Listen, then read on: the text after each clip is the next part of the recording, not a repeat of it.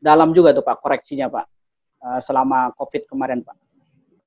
Kondisi di masyarakat, di sosial ekonomi sama di perbankan itu kita matchingkan, maka kita mendapatkan cerukan pasar yang memang semakin sempit, tapi kita harus yakin bahwa namanya pengusaha itu harus bisa, gitu ya.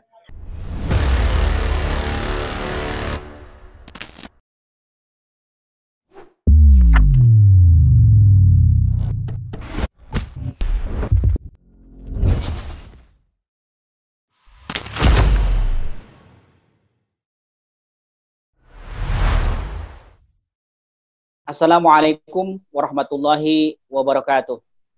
Sahabat bisnis, kembali lagi bersama saya dalam dialog virtual di channel YouTube Info 31, Mata Bisnis, dialog ringan seputar ekonomi bisnis yang akan mengupas isu-isu aktual tentang perspektif pelaku bisnis dari berbagai sektor usaha di tanah air. Hari ini kita kedatangan tamu dari DPD REI Jawa Barat, yaitu Pak Joko Suranto. Selamat pagi Pak Joko. Pagi. Apa kabar Pak? Alhamdulillah baik. Tetap jaga kesehatan ya Pak. Oke, sama-sama. Ya. Kali ini kita akan membahas tentang sejauh mana persiapan para pelaku bisnis sehubungan dengan adanya kebijakan new normal. Yeah. Langsung saja kita kasih kesempatan kepada Pak Joko untuk berkenalan terlebih dahulu nih Pak Joko. Silakan Pak Joko untuk berkenalan Pak. Terima kasih atas undangannya ini. Saya Joko Suranto. Saat ini saya sebagai Ketua DPD REI Jabar. Saya adalah founder dan CEO dari Bonaka City Group, sebuah holding yang bergerak di Jawa Barat. Kita mempunyai 3 cakupan bisnis, finance, hotel, dan properti. Dan saat ini kami juga lagi membuat sebuah acuan baru bagaimana mengadaptasi bisnis kita terhadap pasca atau saat ini COVID ya, seperti itu. Bisa dijelaskan ke kami pandangan Bapak terkait dengan new normal ini seperti apa ya Pak? Kalau new normal ini, apakah ini sebuah istilah baru yang dibagukan untuk menyebut kondisi pasca COVID ya? Kalau itu yang dilakukan, saya memandangnya new normal ini memang harus dilakukan siapapun, utamanya pelaku bisnis, terhadap beberapa perubahan yang fundamental, utamanya dari sisi human to human relation. Nah, saat ini kami memandang pasca COVID ini ya dengan melakukan penyesuaian. Tiga hal yang kita persiapkan itu adalah tetap positif, yang kedua open mind, yang ketiga fair teaching. Positif di sini adalah bahwa adanya COVID dan pasca COVID, kemudian sebuah disruption, perubahan yang fundamental itu ya harus kita pandang itu sesuatu yang given, kita nggak bisa menolak. Kita harus menerima itu. Yang kedua, berpandangan bahwa apapun kondisi itu pasti ada sisi baiknya. Sisi yang kita bisa tetap produktif, seperti itu. Apa saja Pak dampaknya bagi aktivitas bisnis yang selama ini dijalani oleh Pak Joko nih Pak? Karena kita 3 bisnis, ya finance kami pastinya juga mendapatkan tekanan. Hotel tekanannya paling dahsyat. Kemudian kalau untuk properti itu kita mengalami tekanan, tapi alhamdulillah kami masih bisa tumbuh seperti itu. Cukup dalam juga tuh Pak koreksinya Pak selama COVID kemarin Pak. sektor properti kan sebenarnya dari 2019 juga sudah mengalami tekanan, utamanya dari sisi daya beli, yang kedua dari sisi exit strategiknya dari perbankan, karena mitra dari properti itu pasti perbankan. Kalau khusus untuk yang hotel memang dengan COVID, dengan pembatasan PSBB, dengan pembatasan social distancing itu kemarin mendapatkan ya 3 bulan ini mendapatkan tekanan dahsyat ya, penurunan sampai 80-90%, bahkan ada yang sampai 100%. Kalau saya berbicara di sektor properti sendiri, karena ini merupakan core bisnis kita. Kami mempunyai 13 proyek yang tersebar di Jawa Barat, di 11 kota kabupaten. Di awal tahun kami mulai mendapatkan tekanan COVID, ya, utamanya dari Februari sampai April. Dari situ kita melakukan upaya-upaya yang saya sebutkan tadi. Kita akhirnya mengambil posisi untuk menerima, kemudian ya terus menjalani bisnis kita dengan 3 perspektif tadi: positif, open mind, sama dare to change. Positif seperti apa? Bahwa kondisi yang ada itu adalah sesuatu yang given, kita nggak bisa marah-marah, kita tidak bisa mengabaikan itu, kita tidak bisa menegasikan itu, bahkan kita tidak bisa merubah itu. Maka yang diperlukan adalah mengambil posisi secara positif bahwa oke, ini COVID, ini ada new normal atau pasca COVID, kemudian kita melakukan pendekatan bisnisnya dari sisi itu. Berarti di sana yang namanya ada kesempitan, maka akan ada kelapangan, seperti itu. Yang dari cara berpikir seperti itu, ya ini ada di Al-Quran ya, innamal usri yusra, innamal usri yusra. Jadi di antara kesempitan maka akan ke kelapangan, maka kita melakukan new approach, bahasa kami. Jadi ada new normal, kita melakukan new approach, bahwa apapun kondisinya kita tetap harus produktif, kita tetap harus bisa menyikapi itu, sehingga secara bisnis kita harus tetap running well, karena alhamdulillah sampai saat ini kita juga masih bisa menjaga teman-teman, tidak ada PHK, kecuali yang ada di hotel kita itu kita rumahkan 50%, dengan kita tetap kita gaji dengan 50%, meskipun itu memang minus. Bahwa perspektif positif ini kita ambil minimal ada tiga hal yang kita lihat. Yang pertama tadi, bahwa itu adalah given, kita nggak bisa apa-apa. Kemudian kondisi COVID itu mengakibatkan apa? Mengakibatkan dari sisi perbankan itu sebagai mitra, sebagai aset strategi kita itu mendapatkan tekanan cash flow, tekanan likuiditas, tekanan NPL, bahkan juga tekanan untuk merumuskan bisnis baru mereka. Sehingga beberapa waktu atau 2 bulan terakhir itu mereka mengerem, melayani restruct dahulu, kemudian baru merumuskan ke targetnya. Di dalam awal bulan kemarin saya ketemu dengan beberapa perbankan dan mereka sudah merumuskan arah barunya seperti apa. Dari situ itu dari sisi mitra kita, sehingga kita nah mitra kita perbankan merumuskan apa yang pengen diharapkan atau apa yang mau dijual dalam konteks pertumbuhan. Mereka tetap merumuskan, kayak BNI masih merumuskan di 6%, Mandiri 6% pertumbuhan, BRI 5% dan sebagainya. Itu BJB juga relatif sama. Dari situ kita diskusikan apa yang menjadi target mereka, segmen seperti apa, dengan kriteria seperti apa, dan kita di samping diskusi kita juga mengusulkan beberapa hal. Dari kondisi itu maka kita lalu kepada segmen atau pasar yang ada. Pasar yang ada kita segmentasikan, kita filter lagi, kita lakukan ekstrak, kemudian kita mendapatkan berarti minimalnya ada 4 yang masih bisa kita jadikan acuan pasar yang selama ini sangat terbuka. Ya. Yang pertama adalah payroll yang ada di perbankan, yang di luar perbankan yang menjadi mitra kita, kemudian atau fixed income ya, kemudian payroll dari yang sudah ada di perbankan yang kita kerjasama, kemudian profesional, jadi profesional itu dokter, nakes dan sebagainya. Yang keempat adalah self employee yang bisnisnya itu terrecord di dalam aktivitas rekening account mereka.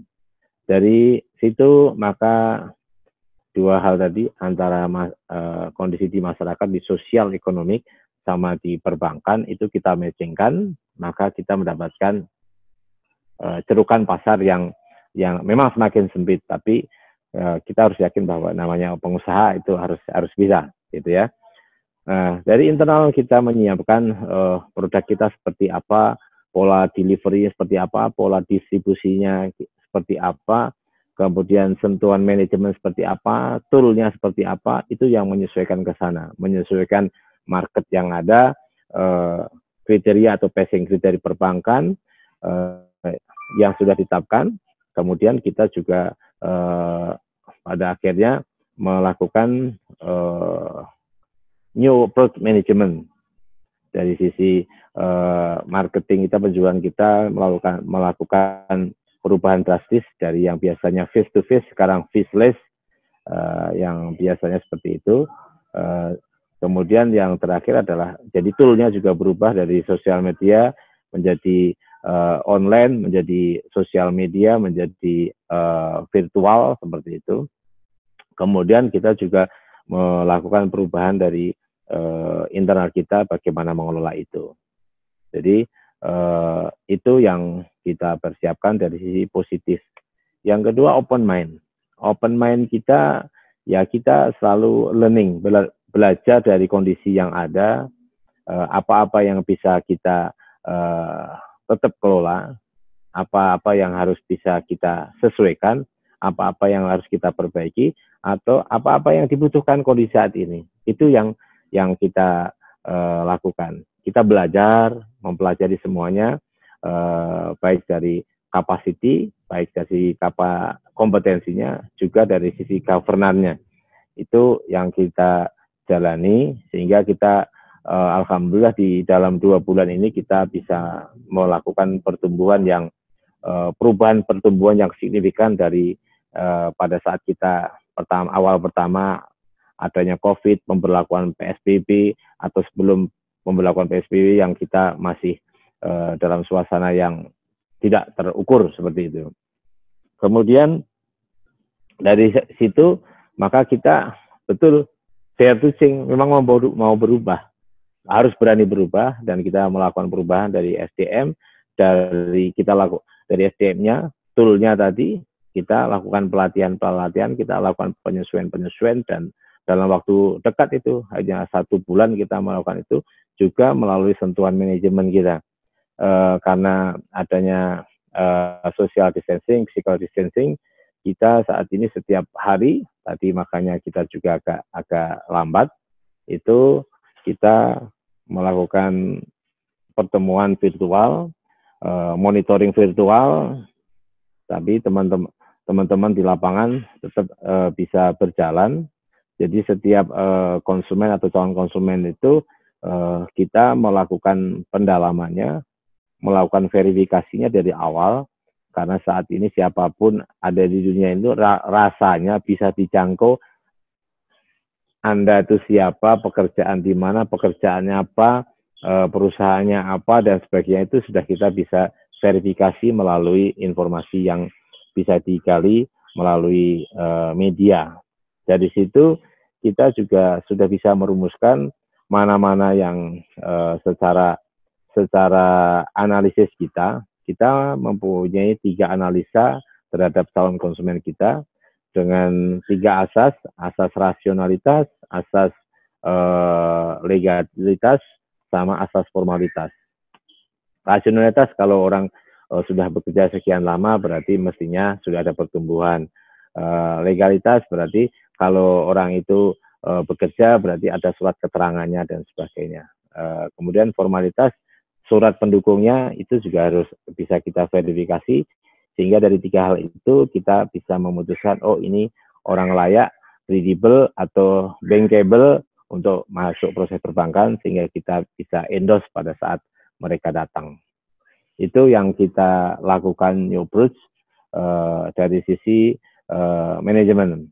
Kalau dari sisi perilaku tadi, kita perusahaan yang pertama, makan siang itu ada di internal, di kantor, jadi tidak masuk di ruang publik yang heterogen, sehingga risikonya tinggi. Yang kedua, hand sanitizer pasti kita dorong untuk hidup lebih bersih lagi, sering cuci tangan. Kemudian masker, juga vitamin yang kita siapkan. Dari situ juga terjadi perubahan pola approach terhadap konsumen dari sisi efektivitas. Jadi karena tadi sudah kita learning, kita gali, kita verifikasi melalui data yang tersaji di Google, dimanapun seperti itu, bahwa kita juga bisa mentrasir dari sisi Facebook ataupun IG-nya, maka kita juga bisa melakukan verifikasi ataupun juga melalui screening ya, itu berdasarkan parameter yang kita tetapkan dari internal. Seperti itu. Jadi alhamdulillah kita masih bisa tumbuh positif di utamanya di bulan lalu, bulan Mei, bulan Juni dari sisi penjual, meskipun realisasinya masih kita tunggu di bulan ini karena hampir semua berkas baru kita masukkan di awal bulan ini. Kira-kira seperti itu. Baik Pak Joko, ada beberapa pertanyaan lagi Pak. Kalau Bapak memprediksi bila penyesuaian tadi yang sudah disampaikan, edukasi dan lain sebagainya, bisa kemudian diadaptasi oleh masyarakat, gitu, itu berapa lama nih Pak butuh waktu untuk hal itu Pak? Kalau ini suka nggak suka kan harus tepat ya, harus tepat karena siapapun saat ini juga tidak bisa berlama-lama ada di rumah kan. Betul. Seperti itu. Jadi perilaku ketika keluar rumah juga harus mengikuti apa yang sudah ditetapkan melalui oleh institusi yang punya kewenangan, dan kita ya tinggal menyesuaikan saja menjalani itu. Untuk berapa lamanya, saya pikir karena ini kebutuhan ya. Yang kedua, ketika peperangan kan orang harus memikirkan selamat dahulu baru berpikir menang kan begitu. Nah ini harus sehat dahulu, harus menjaga kesehatan dahulu untuk tidak tertular sehingga bisa produktif pada akhirnya. Artinya kalau saya penyesuaian ini memang butuh waktu, tetapi kalau kami membangun kesadaran dari internal kita untuk segera menjadikan ini habit baru, ya, culture baru dalam hidup, sehingga kita bisa segera move on dan tetap produktif seperti itu. Kalau masyarakat kemudian sudah mengadaptasi Pak, itu akan mulai ada peningkatan begitu Pak. Kan sekarang di Jawa Barat khususnya begitu, penjualan kan masih relatif ada peningkatan. Begitu masyarakat sudah mengadaptasi dengan situasi dan kondisi, itu ada akan lebih meningkat lagi Pak dari sisi pasar, dari sisi revenue-nya. Pastinya seperti itu. Ketika ada aktivitas maka juga pasti ada peningkatan. Ada agregat yang ditimbulkan dari aktivitas sosial masyarakat maupun aktivitas ekonomi itu. Karena di sana berarti ada dana bergulir, dana berpindah, ada multiplier yang tumbuh, sehingga dari multiplier itu banyak sektor yang berkaitan pastinya juga akan tumbuh juga. Ketika pertumbuhan ini menjadi kumulatif, maka itu pasti meningkatkan ekonomi yang ada, seperti itu. Secara regional Pak di Jawa Barat selama COVID itu pasar properti seperti apa? Kemudian sebenarnya potensinya masih cukup besar nggak pasti di Jawa Barat itu? Kalau secara pasar Jawa Barat pasti tinggi lah ya. pasti tinggi, masih tinggi karena Jawa Barat kan penduduknya paling besar, penduduknya manufakturnya juga paling besar, kemudian juga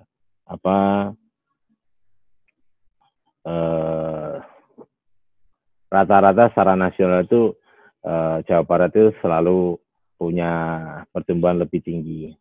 Dari manufakturnya pabrik yang ada di Jawa Barat itu paling besar, penduduknya jauh lebih besar, maka secara kebutuhan masyarakat atas rumah itu paling tinggi secara nasional.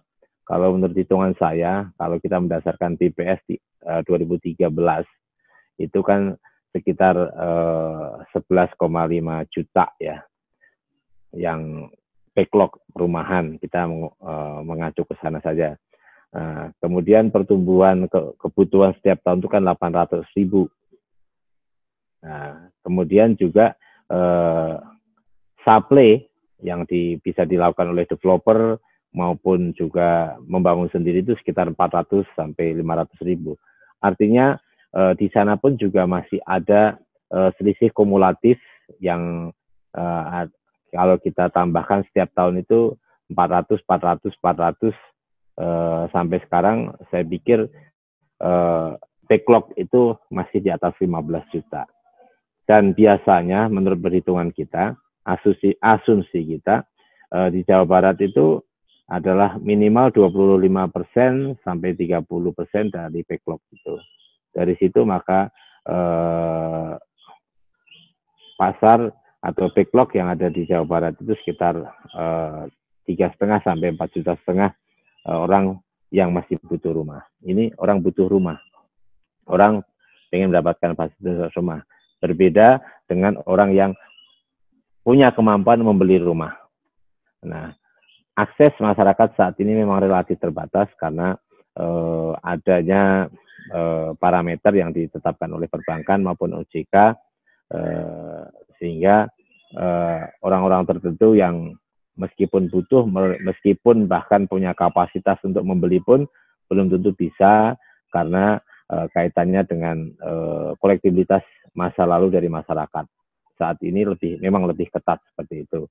Saat ini juga lebih ketat dari si perbankan untuk membatasi siapapun mau mengambil rumah atau mengambil kredit itu, karena tadi yang saya jelaskan di awal bahwa perbankan juga melakukan pembatasan atau mitigasi atau memperketat orang yang mau mengambil kredit karena apa? Mereka sendiri saat ini juga kesulitan terhadap kualitas existingnya, sehingga mereka berharap ataupun memprioritaskan nasabah ataupun konsumen ataupun nasabah baru, debitur baru itu tidak harus menambah beban ataupun membuat kualitas kredit yang ada di perbankan itu menjadi lebih buruk seperti itu. Dari sisi kisaran Pak, yang paling banyak diserap oleh masyarakat itu kisaran harga berapa ya Pak kalau di Jawa Barat rumah? Kalau saya punya 13 proyek di 11 titik. Artinya kalau kita lakukan sampling ya, terhadap penjualan kita, maka yang saat ini masih bisa mendapatkan porsi untuk diterima masyarakat itu, yang pertama pasti RSA ya atau MBR ya. Yang kedua adalah harga rumah yang harga jualnya di bawah 500 ya, 500 ke bawah seperti itu. Apa harapan Bapak terus industri properti di Jawa Barat terhadap kondisi sekarang dan terhadap langkah-langkah kebijakan dari pemerintah, Pak? Harapan saya kepada masyarakat, ayo tetap jaga kesehatan.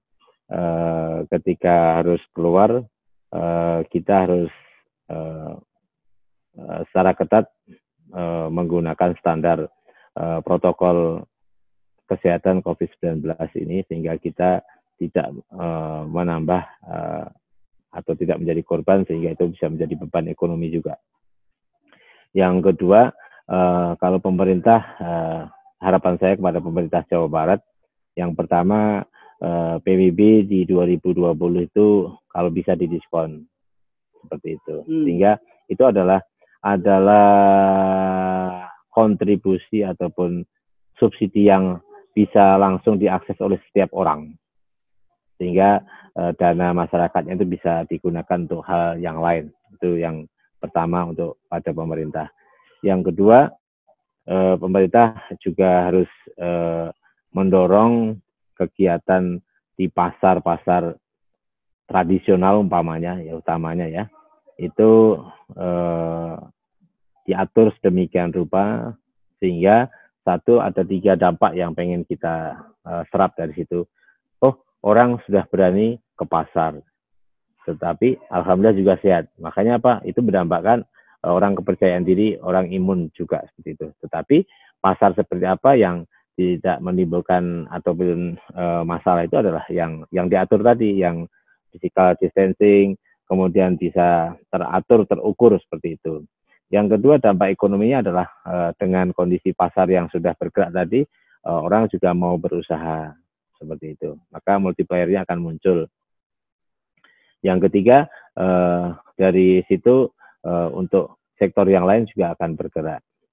Itu dari sisi harapan kita pada pemerintah. Kepada dunia usaha, ayo teman-teman yang saat ini tidak mendapatkan kena dampak, itu mulailah membangun kepercayaan pada diri kita juga pada masyarakat bahwa kita masih bisa bergerak, kita masih bisa bertumbuh selama kita juga bisa menyesuaikan dengan kondisi yang saat ini ada dengan protokol kesehatan itu. Yang setengah tumbuh, ayo mulai membangun kembali dengan bahasa saya tadi, new approach dari banyak faktor yang sudah saya sampaikan tadi. Sehingga apa? Ya kita bertumbuh nih kan gitu. Itu yang bisa saya sampaikan ketika kita bertanya mengenai harapan-harapan. Yang terakhir, tentunya informasi yang ada itu harus dikelola dengan baik, sehingga tidak menimbulkan kesimpang siuran, kemudian akhirnya memberikan dampak yang kurang bagus. Yang terakhir adalah dari sisi perbankan, mulailah untuk confident juga, jangan juga mengambil tidak memberikan kontribusi positif dengan melakukan pembatasan yang terlalu ketat, maka itu juga akan merugikan dari perbankan itu sendiri. Terima kasih Pak Joko sudah memberikan penjelasan yang begitu mendalam terkait dengan new normal ya, langkah-langkah yang akan dilakukan oleh para pelaku usaha menghadapi new normal ini, Pak. Mudah-mudahan diskusi kita bermanfaat nih pada siang hari ini, Pak Joko. Amin. Amin. Tetap jaga kesehatan, Pak Joko. Tetap produktif. Demikian dialog kita bersama Pak Joko. Beliau sebagai Ketua DPD RAI Jawa Barat yang sudah memaparkan tentang berbagai macam langkah atau persiapan menghadapi new normal. Khususnya adalah para pelaku bisnis terkait dengan industri properti di Jawa Barat. Mudah-mudahan perbincangan kita pada siang hari ini bermanfaat dan salam sehat selalu, tetap jaga kesehatan, tetap semangat, tetap produktif dalam menjalankan berbagai aktivitas sehingga kita meraih kesuksesan dalam berbagai kegiatan sehari-hari. Sampai jumpa di lain kesempatan pada channel yang sama.